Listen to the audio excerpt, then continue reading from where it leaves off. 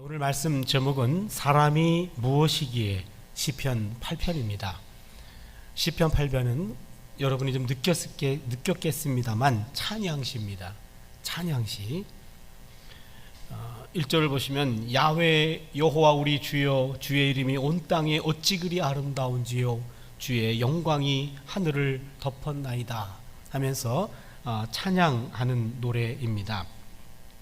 그런데 오늘 이 시를 보면 표제가 붙어 있습니다. 다윗의 시 인도자를 따라 깃딧에 맞춘 노래. 인도자, 다윗의 시라는 것은 다윗이 지은 시 이렇게 표현될 수 있고, 그리고 인도자를 따라 라는 말은, 인도자라는 말은 성가대 지휘자를 말합니다. 성가대 지휘자를 따라 깃딧에 맞춘 노래. 깃딧이라고 하는 것은 일종의 멜로디입니다. 그런데 이 시대 때에 깃딧에 맞춘 노래입니다 라고 하면 성가 지휘자나 그리고 성가대원들이 알아챘어요. 그런데 오늘의 우리는 모릅니다. 시편에 나와 있는 표제 가운데 이런 음악에 관한 것들은 거의 잊혀졌습니다. 아마도 음악에 관심 있는 분들이 이런 분야에 관심을 갖고 좀 연구하면 좋을 것 같아요. 그리고 오늘 본문 보면 여호와 1절에 우리 주여 주의 이름이 온 땅에 어찌 그리 아름다운지요 이렇게 시작했는데, 맨 마지막에도 여호와 우리 주여 주의 이름이 온 땅에 어찌 그리 아름다운지요 똑같이 끝납니다. 그래서 첫 머리와 끝이 반복되는 일종의 후렴이라고 말할 수 있습니다. 시편 8편의 출발점과 종착점으로 나오는 것이 여호와 우리 주여 주의 이름이 온 땅에 어찌 그리 아름다운지요 라고 하는 요 말입니다. 요 말이 갖는 의미는 나중에 또 한번 반복되겠습니다만, 이 노래는 합창대가 여호와 우리 주여 주의 이름이 온 땅에 어찌 그리 아름다운지요 이렇게 하면은요, 그 다음에는 이제는 다른 개인이 주의 영광이 하늘을 덮었나이다 주의 대적으로 말미암아 하면서 이제 개인이 찬양을 해요. 그럼 끝날 때 맨 마지막에 여호와 우리 주여 하고 합창대가 찬양하고, 그래서 합창대가 찬양하고 개인 찬양하고 합창대가 끝납니다. 아주 독특한 노래인데, 그런데 처음 시작하는 것과 마지막 시작하는 것이 동일하다는 것이 특징입니다. 그럼 먼저 1절부터 좀 들어가 볼게요. 여호와 우리 주여 할 때 주라는 요 아돈이라는 히브리어는 왕에 관한 특별한 호칭입니다. 그러니까 여호와는 우리 왕이십니다 라는 말입니다. 하나님은 우리의 왕이십니다. 시편 8편은요 사람이 무엇이기에 4절이 이 시편의 중심이에요. 오늘 시편 8편의 주제는 사람이 무엇인가, 이게 주제입니다. 그런데 사람이 무엇인가를 알기 위해서는 하나님이 왕이시라는 것을 알아야 된다라는 게 첫 번째 중요한 메시지입니다. 하나님이 온 땅에 왕이시라는 것을 인정해야 내가 누군지를 알게 된다라고 하는 이야기죠. 그래서 하나님은 온 땅의 왕이십니다. 그리고는요, 요 하나님은 1절 하반절을 보시면 주의 영광이 하늘을 덮었나이다. 그러니까 하나님의 영광이 하늘을 덮었어요. 주의 이름이 온 땅에 어찌 그리 아름다운지요. 하나님이 온 땅의 왕이신데 땅만이 아니고 하늘까지도 하나님이 통치하신다, 이런 얘기입니다. 그러니까 하나님은 하늘과 땅의 주인이십니다. 이게 1절의 메시지입니다. 2절을 보시면 주의 대적으로 말미암아 어린아이들과 젖먹이들의 입으로 권능을 세우시며 이는 원수들과 보수자들을 잠잠하게 하려 하심이니이다. 요 2절은 어려운 본문입니다. 여러분 생각해 보세요. 주의 대적이라는 말은 하나님의 창조 질서에 반대하는 세력입니다.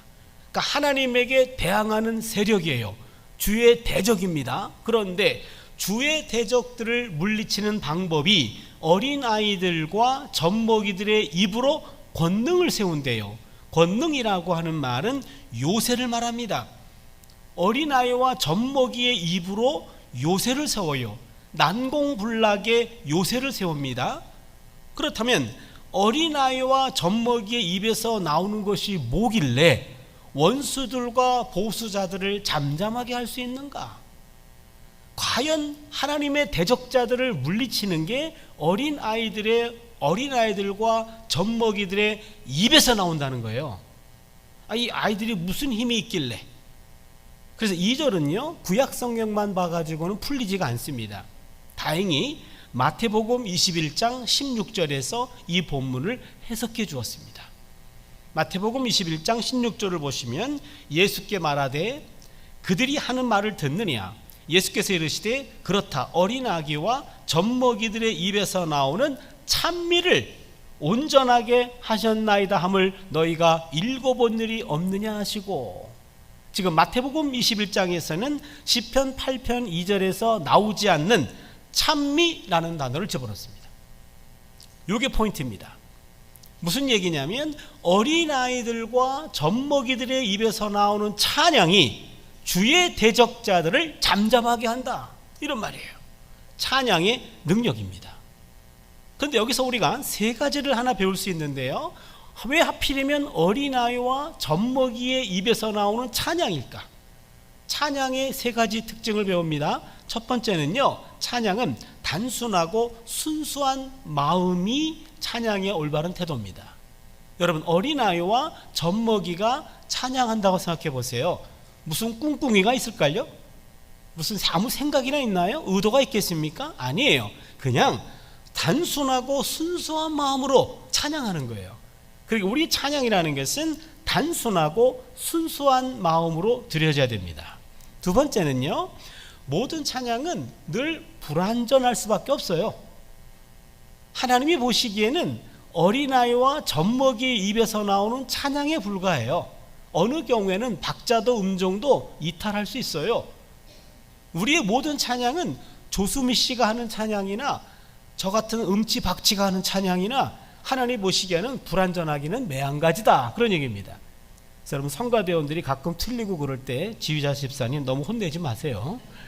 네, 어차피 하나님 보시기엔 다 불완전합니다.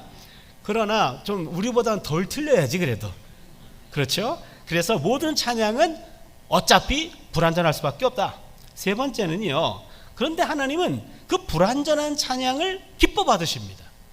그러니까 찬양은 박자 음정 딱 맞추는 것도 중요하지만 더 중요한 것은 영성이에요. 찬양의 영성입니다. 하나님이 기뻐하신다는 겁니다. 우리의 찬양이 단순하고 그리고 순수한 마음에서 드려지고 약간은 불완전할지 몰라도 그러나 하나님은 그 찬양을 기뻐하신다. 하나님은 찬양 자체를 기뻐하시는 줄로 믿습니다. 바로 요 2절은 그겁니다. 하늘 위에까지 자신의 영광을 두신 하나님은 어린아이와 젖먹이들 같이 연약하고 외형상 아주 부족한 방법들을 통해서도 하나님의 권능을 드러내 보여주십니다. 1절과 2절을 정리하면은요, 온 땅과 하늘의 창조주이면서 동시에 주인이신 하나님을 시인은 마주보고 있습니다.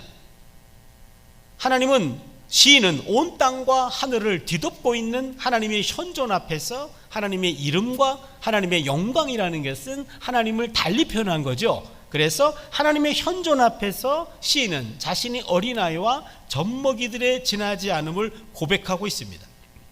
그러나 그는 젖먹이와 어린아이와 같은 자신의 불완전한 찬양을 통하여서도 하나님의 대적자들을 물리쳐 주시는 것을 경험하고 찬양하고 있는 거죠.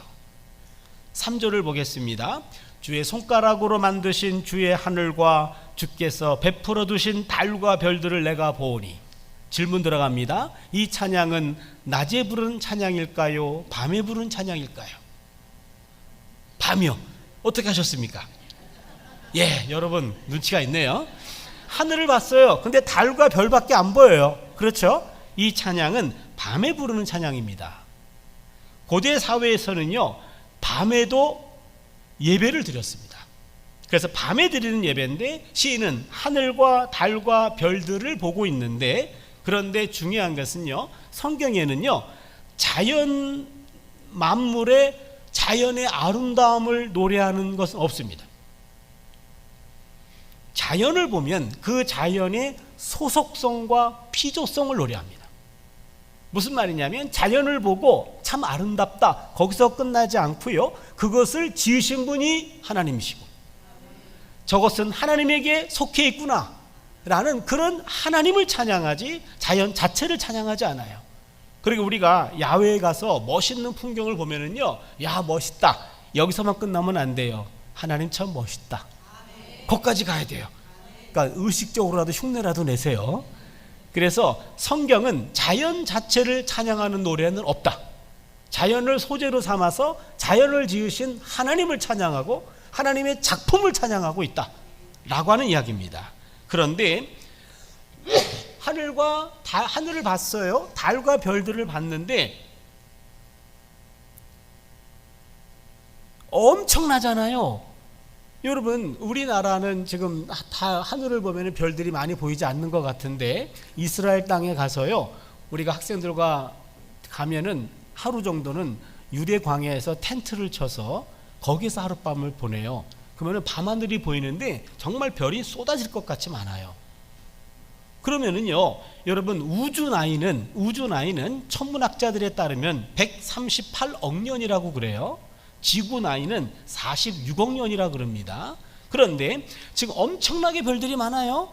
한번 상상해 봅시다. 여러분, 저 별나라에서, 우리가 셀 수도 없어, 저 별나라에서 지구를 보면 지구가 보일까요, 안 보일까요? 여러분, 수준이 드러납니다. 이제 저 별나라에서 지구를 보면 보일까요, 안 보일까요? 안 보여요. 왜요? 예? 여러분, 맞췄어요. 어떻게 맞췄는지 모르겠지만 맞췄어요. 저 지구에서 저 별나라에서 지구를 보면 지구는 안 보입니다. 지구와 가까이 보이는 건 태양 하나 보일 거예요. 태양은 자체 발광을 하는데, 그러나 태양 주변에 있는 행성들, 수, 금, 지, 세 번째 있죠. 화, 목, 토, 천, 해, 명. 명왕성은 명을 다 했죠. 그렇죠. 없어진지 아시죠, 여러분? 이 사람 끝났어요, 명왕성은. 그러면은 수금지 행성들은 자체 발광이 아니에요. 이거 태양의 빛을 받아서 있는 겁니다. 그렇기 때문에 태양만 보이지 행성은 보이지 않아요. 그렇다면 태양 옆에도 수, 금, 지, 화, 목, 토, 천, 해, 명이라는 여러 개 행성이 있어요. 행성 중에 하나가 지구예요. 그러면 저 별 주변에도 많은 행성이 있을 거예요. 그렇죠. 근데 그 별도 셀 수가 없어. 그런데 이 모든 별들을 만든 분이 하나님이야.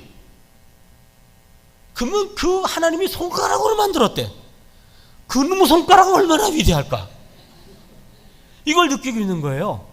시인이요, 별자리를 보면서 와, 엄청나게 많은데 저 별들을 지으신 분은 과연 어떤 분일까? 그 두려움 속에서 감탄하고 있는 겁니다. 그리고는요, 4절을 보면 사람이 무엇이기에 주께서 그를 생각하시며 인자가 무엇이기에 주께서 그를 돌보시나이까.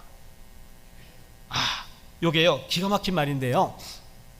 여러분, 김포공항에 가끔 제가 지방에서 집회를 하고 밤에 이렇게 와서 비행기를 타고 김포공항에 내릴 때가 있어요. 그럼 김포공항에 밤에 이렇게 내리게 되면은요, 한 내릴 때쯤 보면 아래를 이렇게 내려다 보면 뭔가 반짝반짝하면서 개미 같은 것들이 막 지나다녀요. 그러면 나중에 보면 그게 자동차예요. 그 개미같이 보이는데 자동차 안에 꼭 한 명은 운전사가 있고요, 거기에 또 한 명 있거나 두세 명씩은 다 반드시 그 안에 있어요.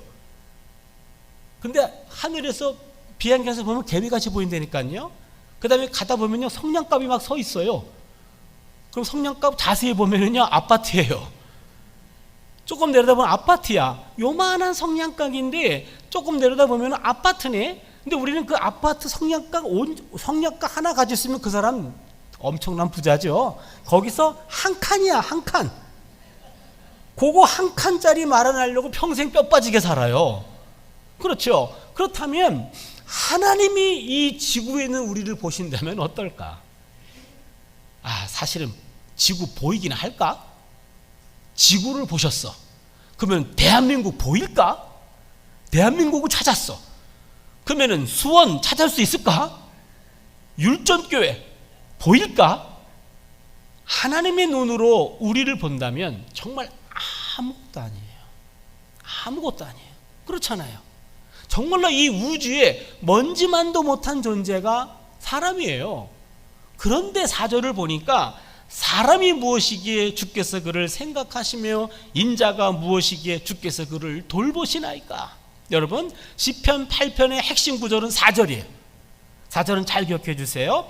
사람이 무엇이기에, 히브리어로 사람을 가르치는 단어가 몇 개 단어가 있는데 여기 사람이라는 말은 에노시예요. 에노시. 한번 따라 할까요? 에노시. 예, 에노시가 무엇이기에 주께서 그를 생각하시며 인자가 무엇이기에, 한번 따라해 주세요. 벤 아담. 인자라는 말은 사람의 자식이란 말이거든요. 인자. 그러면은 벤 아담이란 말인데, 여러분 먼저 에노시라고 하는 말은요, 이것은 인간의 허약성을 가리킵니다. 허약한 인간을 가리킬 때 에노시라고 표현해요. 그래서 에노시는 풀처럼 소멸되어 가는 존재를 가리킬 때 에노시 인간이란 용어를 씁니다. 시편 103편 15절을 보면 인생은 그날이 풀과 같으며 그 영화가 들의 꽃과 같도다. 여기 인생이란 말이 에노시예요. 에노시. 사람은 그날이 풀과 같으며 그 영화가 들의 꽃과 같도다. 그러기에 에노시라고 하는 말은 풀 같은 인생이에요. 인간의 허약성을 가리킵니다. 그런데 인자, 벤 아담이란 말은요, 여러분 벤이라는 말은 아들이라는 뜻이에요. 아담이란 말은 사람이란 뜻이에요. 벤 아담이란 말은 사람의 자식이란 뜻입니다. 여러분 나이가 조금 드신 분들은 벤허라는 영어 아시죠? 벤허. 그게 허씨 아들이란 말이에요. 벤허. 그래서 벤자가 들어가면 아들이란 뜻이에요. 벤자민 프랭클린 할 때 벤자민 하면은 자민의 아들이 벤자민이에요. 히브리어로 벤은 아들이란 뜻입니다. 자녀란 뜻입니다. 그렇다면 벤 아담이란 말은 아담의 자식이에요. 요 아담이라는 말은요, 최초의 인간 이름이 아담이죠. 그렇죠? 근데 여러분 창세기 2장 7절을 보시면 야훼 하나님이 땅의 흙으로 사람을 지으시고 생기를 그 코에 불어 넣으시니 사람이 생명이 된지라 그랬어요. 여기 보시면 하나님이, 요 사람이란 말이 아담이란 말인데, 하나님이 땅의 흙으로 이렇게 사람을 빚었어요. 그 다음에 거기에다가 하나님의 생기를 코에다가 불어 넣었어요. 그랬더니 아담이 생겼어요. 근데 그 아담이 사이즈가 아담 해가지고 아담인가요? 여러분 땅이란 말이 히브리 말로 아다마예요. 아다마. 일본어를 아시는 분들은 이럴 거예요. 아다마는 머리인데 걔 아다마 잘 안 돌아가. 아다마. 일본 말로 아다마는 머리지만 히브리어로는 땅이란 뜻이에요. 흙이란 뜻입니다. 그러기에 아담이라는 말은 아다마에서 왔어요. 무슨 말이냐면 아담, 인간은 땅의 자식이에요. 땅으로부터 왔습니다. 그런데 벤 아담이라는 말은 땅 자식의 자식이야. 그렇죠? 그러니까 벤 아담이라는 말은, 인자라는 말은 땅에 속해 있다라는 말을 2번 강조하고 있는 거예요. 벤 아담, 아담은 아다마에서 왔죠. 아다마는 땅이죠. 흙이죠. 그러기에 인간은 아다마에서 왔기 때문에 아담이라 그랬는데 벤 아담이라니까는 땅 자식의 자식이야. 그러니까 인자라는 말은 땅에 속한 인간, 인간의 허무성을 말합니다. 어차피 인간은 땅 속으로 들어갈 특별과 같은 존재요. 그 말이에요. 그러기에 사람이 무엇이기에, 에노시가 인간의 허약한 썸, 허약한 인간이 무엇이기에 주께서 그를 생각하시며, 인자가 무엇이기에, 어차피 땅으로 들어갈 허무한 인간이 무엇이기에 주께서 그를 돌보시나이까. 이 단어입니다. 그런데 더 중요한 것은 바로 그 다음 단어예요. 인자가 사람이 무엇이기에 주께서 그를 생각하시며, 요 생각하다라는 말은 마음에 둔다 그 말이에요. 저는 이 말이 아주 따뜻하게 들려요. 이 풀 같은 존재가 무엇이기에 하나님이 늘 하나님의 마음속에 나를 두고 계십니까? 가끔 우리 두 딸들에게 얘들아 내 마음속에 너희들이 늘 있단다. 그럼 우리 아이들이 아빠 빼줘. 아빠 마음속에는 엄마만 있으면 돼. 우리는 남친 마음속에 있을 테니까 빼라. 그렇게 얘기하거든요. 야속하게 들리기도 하고요. 그런데 여러분 부모님들의 마음에는 항상 자녀들이 있어요. 자녀를 키워보신 분들은 알 거예요. 부모님들의 마음속에는 자녀들이 있어요. 제가 지금 이번에 유럽을 다니면서 너무 피곤하고 많이 힘들고 2주 동안 계속 콧물 감기에 목 감기에 막 몸이 안 좋았거든요. 우리 딸내미도 지금 호주에서 지금 여행하고 있는데 걔도 몸이 안 좋거든요. 근데 우리 어머니한테 전화가 왔어요. 아범 어떠냐 그랬더니 아범이 아픈데요. 딸이 더 문제예요 그랬는데 우리 어머니는 딸은 손주는 귓등으로 듣고 차 목사 어떠냐니까 이것만 묻는데요. 내 아내는 지 남편은 관심도 없고 지 딸만 관심 있어요. 부모 마음이에요. 부모는 자기 자식만 있어요. 부모 마음에는 자식이 있어요. 한 시인이 그런 표현을 했어요. 제가 오늘 말씀을 준비하다가 어제 이 글귀를 봤는데 내 안에 네가 있단다. 그런데 무겁지가 않단다. 어느 시인의 표현이래요. 너무 멋있지 않아요? 내 안에 항상 네가 있어. 그런데 무겁지는 않아. 이게 하나님의 마음 아닐까요? 하나님 안에 항상 내가 있다니까요. 근데 하나님 무겁게 느끼지 않는데요. 이 풀같은 인간이 무엇이기에 주께서 나를 생각하시며 늘 마음속에 두시며 인자가 무엇이기에 주께서 그를 돌보시나이까.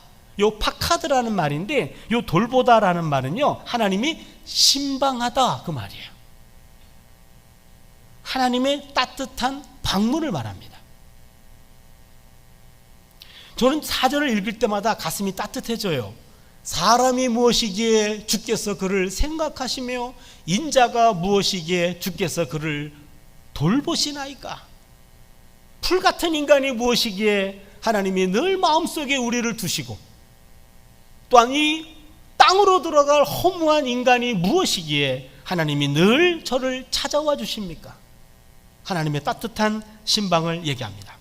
무한히 크신 존재에게 무한히 작은 존재를 하나님이 마음에 두시고 남들은 외면할지 몰라도 우리를 따뜻하게 찾아와 주십니까?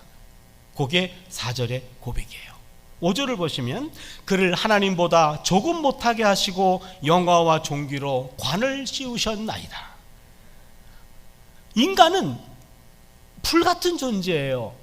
땅으로 들어가는 허무한 존재입니다. 허약하고 허무합니다. 그러나 하나님은 그런 인간을 하나님보다 조금 못하게 하셨어요. 굉장히 높은 위치입니다. 하나님급으로 우리를 높여주신 거예요. 동시에 영화와 존귀로 관을 씌우셨어요. 영화와 존귀라는 것은요 왕에게만 씌워주는 겁니다. 영화와 존귀라는 거는요 이것은 왕의 속속이면서 또한 하나님에게만 붙여주는 수로예요. 그렇게 인간은 풀같은 존재고 또한 티끌 같은 존재임에도 불구하고 하나님이 왕 같은 존재로 거의 하나님의 같은 존재로 하나님의 형상대로 인간을 격상시켜 주셨습니다. 그게 5절의 고백입니다. 6절을 보시면은요 주의 손으로 만드신 것을 다스리게 하시고 만물을 그의 발 아래 두셨으니 그리고는요 하나님이 손으로 만드신 모든 것들을 인간에게 맡겼습니다. 인간에게 맡기고 만물을 그의 발 아래 두셨다. 인간을 세상의 왕으로 세우신 겁니다. 인간을 만물의 주인으로 세우셨습니다. 그런데 여러분 여기 중요한 게 있어요. 사람이 사람의 발 아래 놓이지는 않았어요. 잘 들으세요. 만물을 맡긴 것이지 다른 사람까지 맡긴 건 아닙니다. 이 대목이 중요합니다. 사람의 발 아래 모든 만물을 두셨지 사람을 어느 특정한 사람들 발 아래 두지는 않았습니다. 만물과 사람 사이에는 어떠한 그 사람과 사람 사이에는 어떠한 차별이 있을 수 없습니다. 인간 위에는 오직 하나님 한 분만 계시고 인간 아래에는 인간을 제외한 모든 만물이 존재할 뿐입니다. 이게 또 놓치면 안 될 중요한 포인트입니다. 모든 만물을 아래 두셨지 다른 인간들을 아래 둔 적은 없습니다. 인간에게 주어진 만물에 대한 통치권은 또한 하나님으로부터 위임받은 통치권이에요. 인간의 통치권과 하나님의 통치권은 구별됩니다. 모든 자연은 하나님의 것입니다. 하나님이 그 자연을 인간에게 맡긴 것뿐이에요. 소유권을 맡긴 게 아닙니다. 관리 맡겼습니다. 관리권만 줬습니다. 모든 자연은 하나님의 것이고 우리는 그 하나님의 소유권인 자연을 위탁받아서 하나님의 뜻대로 자연을 관리해야 될 책임이 있는 것이 인간이란 얘기입니다. 인간이 만물을 지배하는데 두 가지를 제안하셨어요. 첫 번째는 하나님에 대한 지배권은 없습니다. 두 번째는 동료 인간에 대한 지배권도 없습니다. 그리고 하나님이 뭘 맡겼냐면 7절과 8절입니다. 곧 모든 소와 양과 들짐승이며 공중의 새와 바다의 물고기와 바닷길에 다니는 것이니이다. 여기 보니까 이제 인간에게 맡겨진 통치 영역들의 사례를 말해줍니다. 소와 양이라고 하는 것은 집짐승이죠. 가축입니다. 들짐승도 맡겼습니다. 또한 공중의 새, 이것은 바로 공중의 날짐승이죠. 바다의 물고기, 이거는 이제는 바다에 있는 생물들입니다. 그리고 바닷길에 다니는 것이니이다. 무슨 말입니까? 가축과 들짐승과 하늘에 있는 것과 바다에 있는 것, 하늘과 육지와 땅에 있는 모든 동물들을 하나님이 인간에게 맡긴 겁니다. 그런데 하나님이 하늘과 땅과 하늘에 있는 모든 동물들에 대한 지배권을 맡긴 것은 그것들을 수탈하거나 그것들을 마음대로 잡아먹으라 그런 것이 아닙니다. 하나님의 뜻대로 그것을 관리하라는 것이에요. 요 하나님에 대한 자유의 소유권을 인간에게 맡긴 적이 없습니다. 인간은 그냥 봉사자에 불과해요. 하나님은 자연의 오너입니다. 우리는 서버예요. 서버.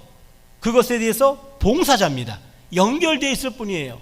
요것을 놓치게 되면, 자연이 훼손되면 우리 인간도 훼손되게 돼 있다라는 거죠. 마지막 구절을 보시면 여호와 우리 주여 주의 이름이 온 땅에 어찌 그리 아름다운지요 하면서 다시 한번 1절을 반복합니다. 요 1절의 반복은 단순한 반복이 아니라 인간이란 무엇인가를 알기 위해서는 하나님이 온 땅의 주인이십니다. 온 땅의 왕이십니다. 이것을 인정해야 하나님을 제대로 인간이 누군지를 알 수 있다라는 것을 강조하고 있는 거죠. 여기서 우리는 몇 가지 메시지를 좀 찾아보려고 합니다. 첫 번째 메시지입니다. 사람은 하나님의 섭리로 태어났고 평생 하나님의 관심과 돌봄의 대상입니다. 하나님의 섭리로 태어났어요. 우연히 태어난 게 아닙니다. 동시에 하나님이 늘 마음에 두고 우리를 찾아와 주신다. 하나님의 관심과 돌봄의 대상이라는 겁니다. 8편의 시에는요, 온 땅과 온 하늘을 뒤덮고 있는 하나님의 현존, 하나님의 이름과 하나님의 영광을 체험합니다. 그 하나님의 현존 앞에 있는 자신은 마치 어린아이들과 젖먹이들 같이 연약한 존재임을 깨닫게 됩니다. 시인은 손가락으로 지으신 작품들인 하늘과 달과 별들을 보면서 우주의 광활함 앞에서 놀라움을 금치 못합니다. 그 우주의 광대함을 보며 이를 지으신 하나님의 위대성 앞에 시인은 전율하고 있어요. 그런데 이 위대하신 하나님 앞에 서 있는 시인은 자신이 허약한 존재, 에노시입니다.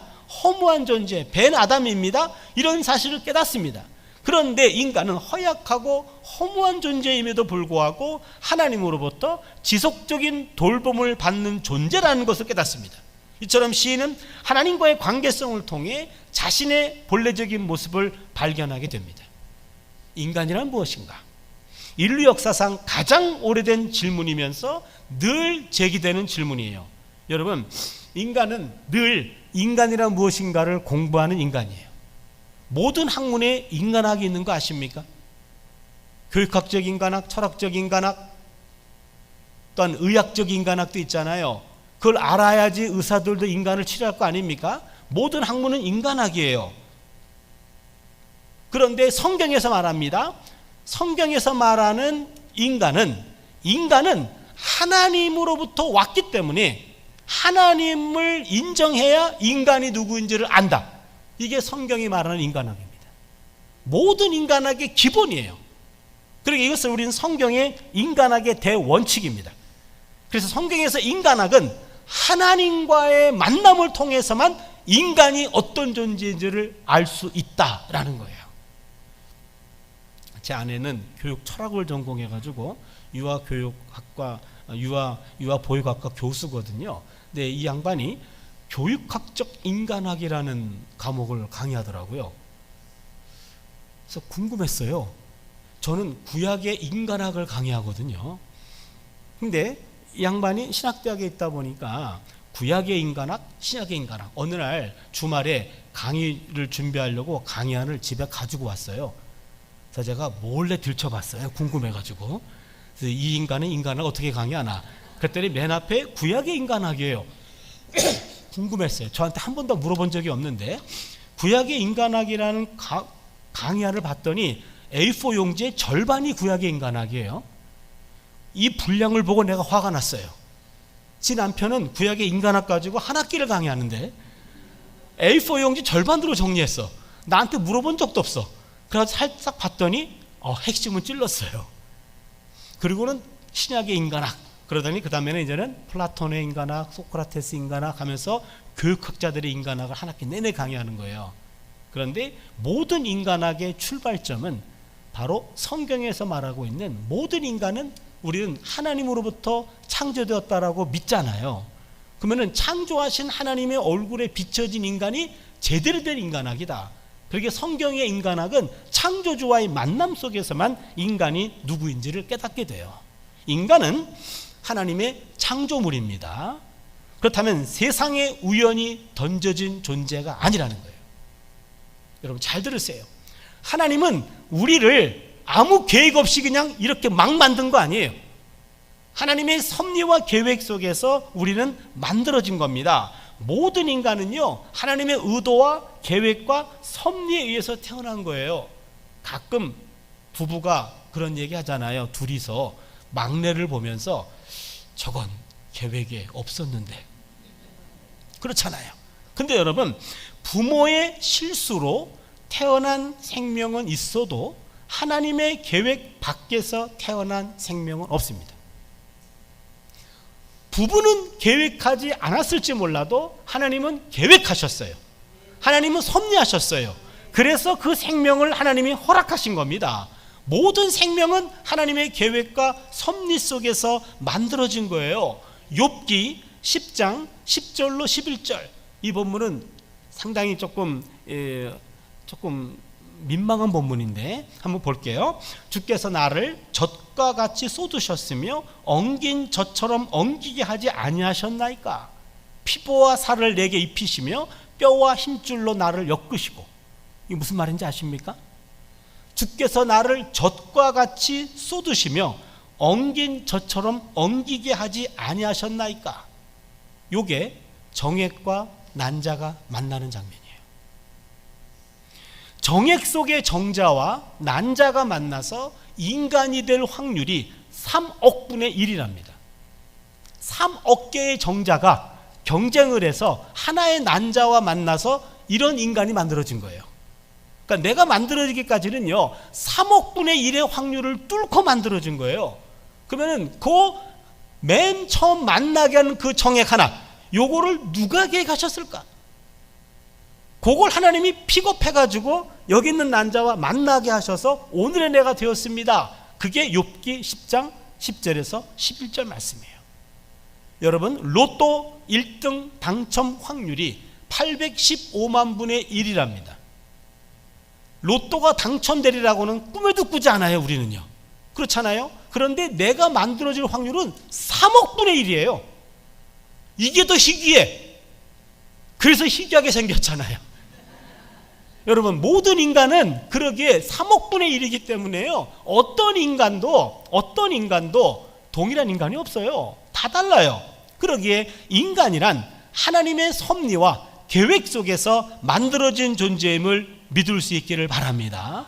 그러니까 나라고 하는 존재도 마찬가지예요. 하나님의 섭리와 계획과 의도 속에서 만들어졌어요. 그리고 하나님은 당신의 작품을 그냥 방치하지 아니하시고 지금도 우리를 마음에 두시고 우리를 찾아와 주시는 줄로 믿습니다. 요게 하나님의 은혜고요, 요게 바로 성경이 말하는 인간에 대한 이해입니다. 두 번째는요, 모든 사람은 하나님 앞에서 똑같이 존귀한 존재입니다. 모든 인간은 똑같아요. 똑같이 존재합니다. 8편의 저자는 인간이 하나님보다 조금 부족하지만 거의 신적인 존재에 가까운 존재라고 말합니다.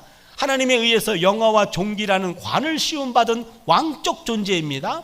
하나님은 허약하고 허무한 인간을 신적 존재와 왕적 존재로 격상시켜 주셨습니다. 인간은 신적인 존귀함과 왕같은 존귀함을 지닌 고귀한 존재입니다.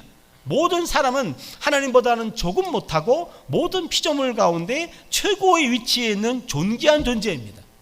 또한 사람 위에 사람 없고요, 사람 아래 있는 사람 없습니다. 다시 말해서 사람 위에 사람 없고 사람 아래 사람 없어요. 사람 위에는 오직 한 분이신 하나님만이 계시고 사람 아래에는 사람 이외의 모든 만물이 있을 뿐입니다. 모든 사람은 하나님 앞에서 높고 낮음이 없는 동등한 존재입니다. 사람은 그가 처한 형편이 어떠든지 간에 상관없이 그가 바로 사람이라는 이유 하나만으로도 하나님 앞에서는 똑같이 귀중한 존재입니다. 이 점에 있어서는요, 똑똑한 사람과 어리석은 사람, 부자와 가난한 자, 많이 배운 자와 많이 못 배운 자, 힘이 있는 자와 힘이 없는 자, 남자와 여자, 어른과 아이, 도시 사람과 시골 사람, 잘생긴 사람과 못생긴 사람, 몸 성한 사람과 몸 상한 사람, 피부가 흰 사람과 검은 사람, 훌륭한 사람과 죄 짓고 갇힌 사람, 목회자와 평신도, 잘 믿는 사람과 잘 못 믿는 사람, 심지어 기독교인이든 다른 종교를 믿는 사람이든 모든 사람에게는 어떠한 차이도 있을 수가 없어요. 사람이 사람 대접 제대로 받고 살기 어려운 각박한 시대를 우리는 살아가고 있어요. 이 사회는요, 힘없고 못 배우고 가난한 사람들은 쉽게 무시당해요. 힘있고 많이 배우고 부유한 사람들 앞에서는요, 몸을 굽신거려요. 지나칠 정도로 예의를 갖추려고 노력합니다. 그러나 교회만큼은, 적어도 기독교인들만큼은, 적어도 예수님 제자라고 한다면 돈이나 권력이나 명예라는 우상 앞에서 무릎 꿇지 말아야 돼요. 적어도 하나님의 사람들은요, 돈이나 권력이나 명예로 무정한 세상의 옷에 현혹되지 말고 그 옷을 벗어버리고 모든 사람을 전혀 차별하지 않고 모두 귀하게 여기는 그런 하나님 앞에 부끄러움이 없어야 됩니다. 그런 면에서 저는 가끔 교회는 대중목욕탕입니다 라는 말을 가끔 합니다. 여러분, 목욕탕은요, 세상에서 입었던 모든 옷을 다 벗어버리고 그냥 알몸으로 들어가는 거예요. 그렇지 않습니까? 아, 이 속옷이 얼마나 비싼 명품인데 라고 뭐라도 하나 거치고 들어가면 거기서 일하시는 분이에요. 그렇잖아요. 대중목욕탕에서는요, 다 벗고 들어가는 거예요. 그것이 아무리 비싼 명품이라 할지라도 다 벗고 들어갑니다. 그게 교회예요. 그 사람이 세상에 어떤 옷을 입고 있다, 어떤 지위에 있다, 어떤 부를 갖고 있다, 어떤 명예가 갖고 있다, 다 벗어요. 그냥 한 영혼을 대하는 거잖아요. 똑같은 인간을 대하는 겁니다. 바로 이것이 오늘 본문이 말하는 인간이에요. 인간은 세상에 어떤 옷을 입고 살든지 어떤 짓을 하고 살든지 모두 다 벗어던지고 알몸으로 나와서 순수한 영혼을 대하는 거예요. 그 사람이 몸이 상하건 몸이 건강하건 잘 나가건 못 나가건 그냥 인간대로 똑같이 하나님의 눈으로 그를 대해주는 겁니다. 성경에 보면은요, 사람의 생명값은 똑같다고 얘기합니다. 출애굽기 30장 15절을 보시면요, 너희의 생명을 대속하기 위하여 야훼께 드릴 때에 부자라고 반세겔에서 더 내지 말고 가난한 자라고 덜 내지 말지며. 기가 막힌 말이에요. 모든 생명값은 하나님이 보기에 똑같다는 거예요.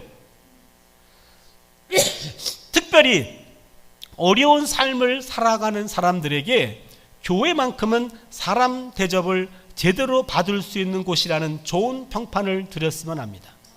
하나님은 모든 사람을 똑같이 사랑하지 않나요?